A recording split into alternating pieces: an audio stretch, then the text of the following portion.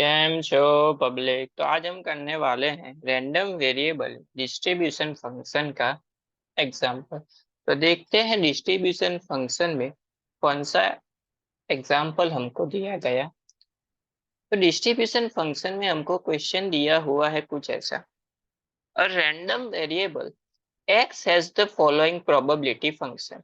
एक random variable x के लिए प्रोबेबिलिटी दी हुई है। जब x की वैल्यू 0 है तब प्रोबेबिलिटी k है। 1 के लिए 3 के, 2 के लिए 5 के, 3 के लिए 7 के एंड 4 के लिए 9 के। तो सबसे पहले तो फाइंड द फर्स्ट क्वेश्चन है द वैल्यू ऑफ k। यानी कि इस क्वेश्चन में k की वैल्यू क्या होगी वो फाइंड आउट करनी है। उसके बाद probability of x less than 3 find out करनी है। उसके बाद probability of x greater than और इक्वल टू 3 फाइंड आउट करनी है। एंड उसके बाद लास्ट क्वेश्चन है probability of 0 less than x less than 4 find करनी है। एंड थर्ड नंबर का जो क्वेश्चन है उसमें ये जो फंक्शन है उसका डिस्ट्रीब्यूशन फंक्शन क्या है वो फाइंड आउट करना है। चलिए देखते हैं क्वेश्चन को कैसे सॉल्व करेंगे। तो सबसे पहले तो इस वाले क्वेश्चन में हमको फाइंड आउट करनी पड़ेगी ये k की वैल्यू। तो हमको k की वैल्यू पता करने के लिए एक चीज पता होनी चाहिए कि अगर हम सभी प्रोबेबिलिटी का क्या करें, सम करें, तो उसका आंसर क्या मिलता है, 1 मिलता है।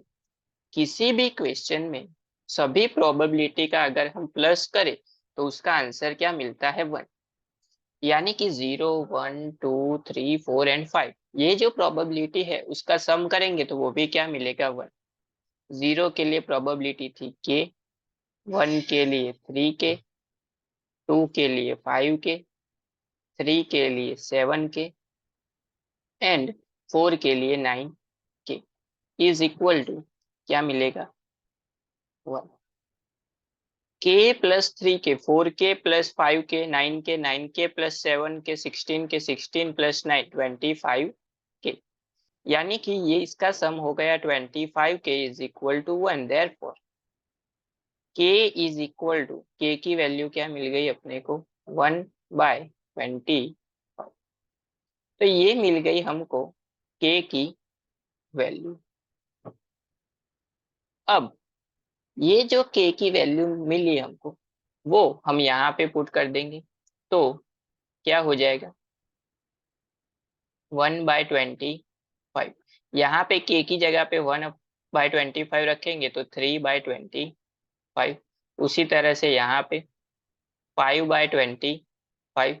उसी तरह से यहाँ पे 7/25 एंड उसी तरह से यहाँ पे 9/25। ये टोटल प्रोबेबिलिटीज हमको एक्चुअली आंसर मिल गया। अब आते हैं हम लोग हमारे सेकंड क्वेश्चन पे। सेकंड क्वेश्चन में क्वेश्चन नंबर 1, प्रोबेबिलिटी ऑफ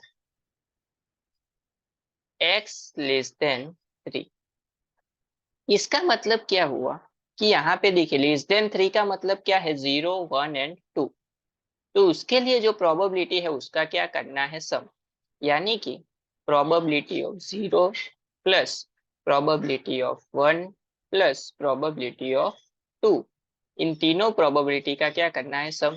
0 के लिए प्रोबेबिलिटी क्या थी, 1/25 प्लस 1 के लिए प्रोबेबिलिटी थी 3/25 प्लस 2 के लिए प्रोबेबिलिटी थी 5/25। तो इसका सम करेंगे तो 1 प्लस 3 8, 8 प्लस 5 1 प्लस 3 4, 4 प्लस 5 9।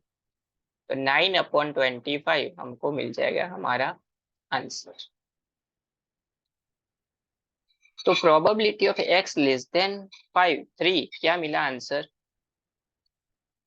9/25। उसी तरह से second question, probability of x greater than और इक्वल टू 3। ग्रेटर देन और इक्वल टू है मतलब 3 को काउंट करना है।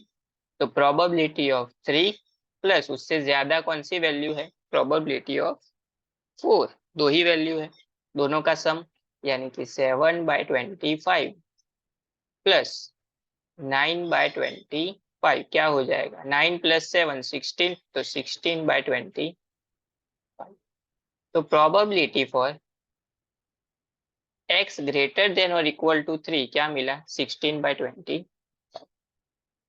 उसके बाद सेकेंड क्वेश्चन में जो हमारा लास्ट है वो सॉल्व कर लेते हैं। Probability of 0 less than x less than 4। Probability of 0 less than x less than 4, यानी कि 0 एंड 4 को काउंट कर नहीं करना है, उसके बीच में जो वैल्यू है उसके बीच में probability of 1 plus probability of 2 plus probability of 3, तीनों वैल्यू का क्या करना है sum. Probability of 1 3/25 plus probability of 2 5/25 plus probability of 3 यानी कि 7/25। 3 प्लस 7 क्या हो जाएगा 10, 10 प्लस 5 15/25, इसको डिवाइड कर सकते हैं 5 से आ कर सकते हैं, तो आंसर हो जाएगा 3/5। तो probability for 0 less than x less than 4 का आंसर क्या मिला 3/5। अब आ जाते हैं हम लोग हमारे लास्ट क्वेश्चन पे, जहां पे हमको फाइंड आउट करना था कि डिस्ट्रीब्यूशन फंक्शन क्या होगा। तो k की वैल्यू क्या मिली थी 1/25, तो यहाँ पे रख देते हैं 1/25, 3/25, 5/25, 7/25 एंड 9/25।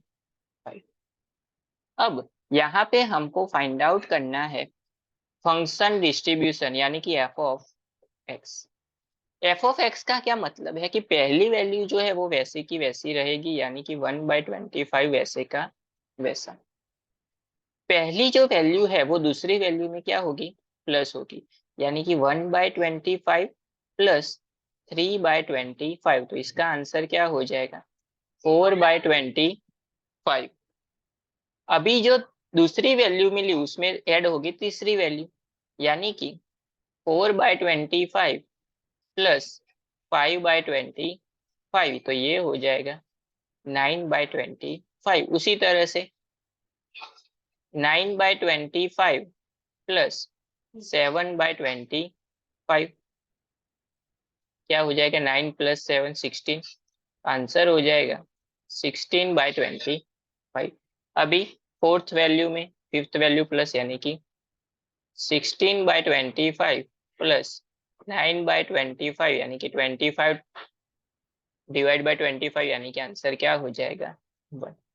तो फंक्शन डिस्ट्रीब्यूशन में आपको ये याद रखना है कि आपकी जो लास्ट वैल्यू है वो क्या आनी चाहिए 1 आनी चाहिए। एंड फंक्शन ऑफ डिस्ट्रीब्यूशन 0 के लिए क्या मिला 1/25, 1 के लिए 4/25, 2 के लिए 9/25, 3 के लिए 16/25 एंड फोर्थ के लिए 1। तो ये हमको फाइंड आउट करने के लिए बोला गया।